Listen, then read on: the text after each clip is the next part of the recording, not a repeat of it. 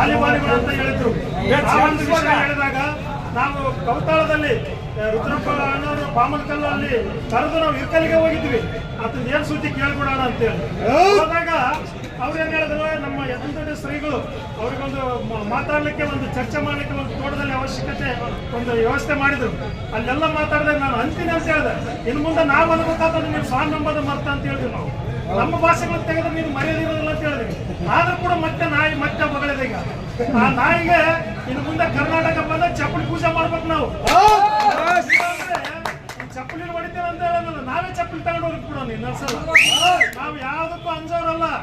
ಬಸವಾಭಿಮಾನಿಗಳು ಈಗ ಬಸವ ನಡೀತಕ್ಕಂತ ಏನು ಈ ಯಾತ್ರೆ ನಡೆದಲ್ಲ ನಮ್ಮ ಹೋರಾಟ, ಆ ಹೋರಾಟಕ್ಕೆ ಎಲ್ಲ ಒಂದು ಸನಾತನಿಗಳಿಗೆ ಚಳಿಜರ ಬಂದ್ಬಿಟ್ಟಿದೆ. ಆ ಚಳಿಜರಕ್ಕೆ ತಡ್ಕೊಳ್ಳಾರ್ದೆ ನಮ್ಗ ಇಂಥ ನಾಯಿಗಳನ್ನ ಚೂಬಿಟ್ಟಾರ.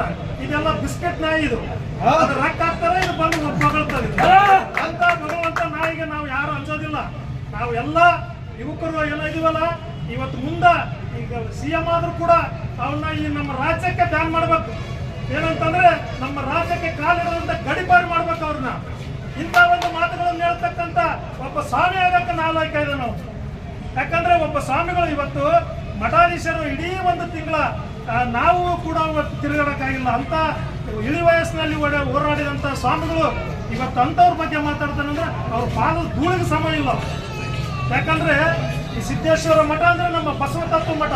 ಒಂದು ದಿನ ಈ ಬಿಟ್ಟು ಹಚ್ಗಳಾರ್ದ ಒಂದು ಕುಂಕುಮ ಹಚ್ಕೊಂಡ ತಿರುಗಾಡ್ತಾನೆ ಮಂಗಳ ಮೂರ್ತಿ ಹಂಗ.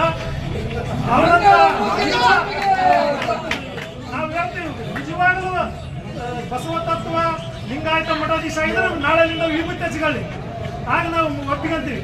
ಅಂತ ಒಂದು ಮಾತುಗಳನ್ನು ಹೇಳಿ ಇಂಥ ಮಠಾಧೀಶರಿಗೆ ಮತ್ತು ನಮ್ಮ ಬಸವಾನುಯಾಯಿಗಳಿಗೆ ಏನು ಮುಂದೆ ಯಾರಾದರೂ ಅವಹೇಳನ ಮಾಡಿದ್ರೆ ನಾವು ಬೃಹತ್ತಾದ ಹೋರಾಟವನ್ನು ಮಾಡುತ್ತೇವೆ.